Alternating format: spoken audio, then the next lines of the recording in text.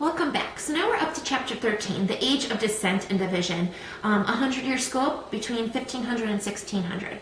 So this is the time period where people, like we said before, are already losing faith in the Christian religion. So now they're going to be open to a lot of different faiths, predominantly that of Protestantism. So when we think of Protestantism, we think of rulers or leaders, religious leaders, such as Martin Luther, you have John Calvin, Ulrich Zwingli, you have all these different types of groups that are coming about. So a lot of people are going to be more mesmerized by them. So Martin Luther, for example, he was, once again, he was originally from the Christian faith and decided to find his own religion. So he actually believed that the Catholic Church or the Christian Church was actually becoming very corrupt. He actually bumped heads quite a bit with Pope Leo X. Pope Leo X at this point in time actually believed in the sale of indulgences. Indulgences basically is where you would pay money, and that way you can get easy access for the forgiveness of sin. That way you can actually go to heaven. So he believed that the Pope was actually trying to buy different things by gaining your money and actually saying that you can get an easy gateway to heaven. When Martin Luther actually believed that good works, reading the scriptures, those types of things are the things that actually could get you the gateway to heaven that you would deserve. Other Protestant sects that are going to come about as well, John Calvin. John Calvin actually believed in predestination, which basically meant that at your birth, your life was predestined, where you would actually either go to heaven or hell. And ultimately, you wouldn't know. Only God could actually know whether your life was going to go, to the underworld or whether you're going to go to paradise and be with Him. But the main thing that you have to do was actually, be a good individual, follow the scriptures, do good works, and that can ultimately lead you to kind of be in good favor in God's hands. And we're also going to talk about the Reformation in England with King Henry VIII. King Henry VIII was of the Tudor dynasty.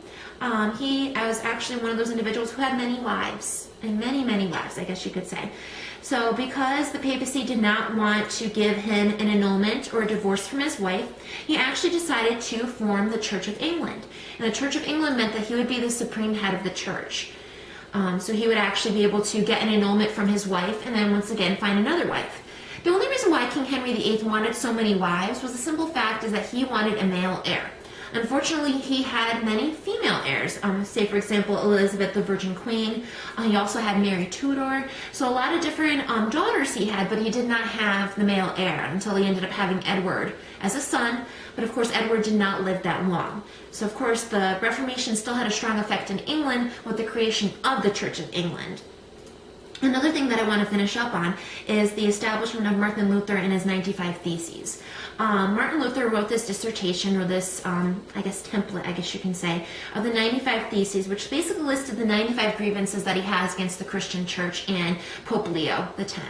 And of course, Pope Leo really was not a big fan of this. The fact that he actually, wrote this document and is basically saying all the grievances that he has against the church. So of course, Martin Luther once again was judged. He was put on trial, basically almost as a heretic against the Catholic Church or the Christian Church. So a lot of people weren't big fans of it. So what I want you to understand why Protestantism came into fruition. Why were people mesmerized by it? Why were people wanting to convert to these religions? Why were Calvin and Luther such good leaders to the point where they actually gained a lot of following? So take a look at that. And once again, you still have your individual assignment, your discussion board assignment as well. And if you need to reach out to me, you can do so on Blackboard. Thank you.